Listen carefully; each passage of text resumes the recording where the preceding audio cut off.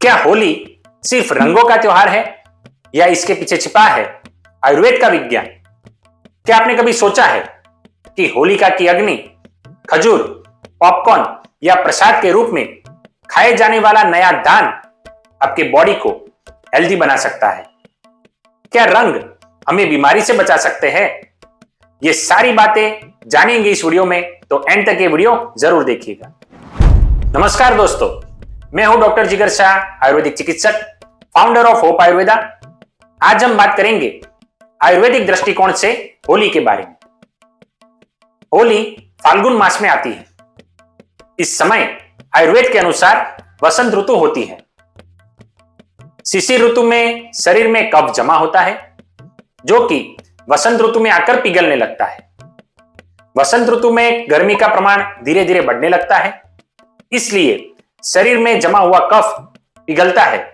इसलिए इस समय सर्दी, खांसी, एलर्जी, त्वचा के विकार, शरीर में भारीपन, आलस्य और इनडाइजेशन जैसी समस्या देखने को मिलती है। इसके अलावा हमें संक्रमित व्याधि यानी कि एक से दूसरे में फैलने वाली बीमारी ज्यादा देखने को मिलती है। आयुर्वेद में आदान काल का वर्णन मिलता है जिसमें शरीर की ऊर्जा धीरे धीरे कम होने लगती है। वसंत ऋतु आदान काल का मध्य भाग है। याद करें उस समय को जिसमें कोरोना का पीक समय यही ऋतु से शुरू हुआ था। आयुर्वेद में कहा है, अग्नि ही सर्वेषां स्वास्थ्यस्य मूलम, यानी कि अग्नि ही हमारे स्वास्थ्य का मूल है।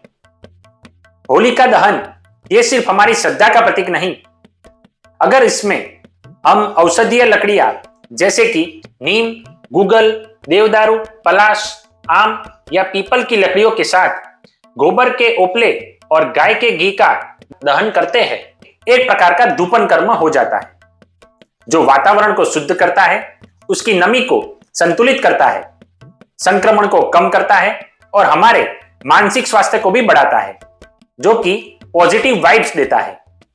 होली में हम पॉपकॉर्न खाते हैं जिसे आयुर्वेद में लाजा कहा गया है। यह लघु, रुक्ष और कफ को कम करने वाला होता है। यह पचने में बहुत ही आसान होता है, इसलिए यह वसंत ऋतु का one of the best diet है। होली में हम खजूर का भी सेवन करते हैं। खजूर मधुर और बलवर्धक होता है। यह इंस्टेंट एनर्जी देता है। जैसा कि हमने जाना, आदान काल में हमारे शरीर की ऊर्जा कम होने लगती है, उसी ऊर्जा को यह संतुलित करता है। नए गेहूं के फसल की बालियों को अग्नि में भूनकर उसे प्रसाद के रूप में लिया जाता है जो कि हमारे अग्नि यानी कि डाइजेशन को बढ़ाता है। पहले के समय में पलाश, चंदन, हल्दी जैसे पाउडर का प्रयोग होली में रंग की तरह किया जाता था। आयुर्वेद में कई सारे लेप में इन औषधियों का वर्णन मिलता है जो कि हमें त्वचा के विकार में बहुत ही लाभकर होती है। ये संक्रमण को कम करती है। तो इस तरह होली का त्योहार हमारी आस्था के साथ साथ हमारे स्वास्थ्य का भी वर्धन करता है। अगली बार जब भी होली मनाएं तो आयुर्वेद के ये सिद्धांतों को जरूर याद करें। सही आयुर्वेद चुने, स्वस्थ रहे। तो दोस्तों, ये था आज का हमारा वीडियो। आई होप कि आपको ये पसंद आया होगा। इस वीडियो को लाइक करें, शेयर करें और सब्सक्राइब करें हमारा channel for more information. Thank you.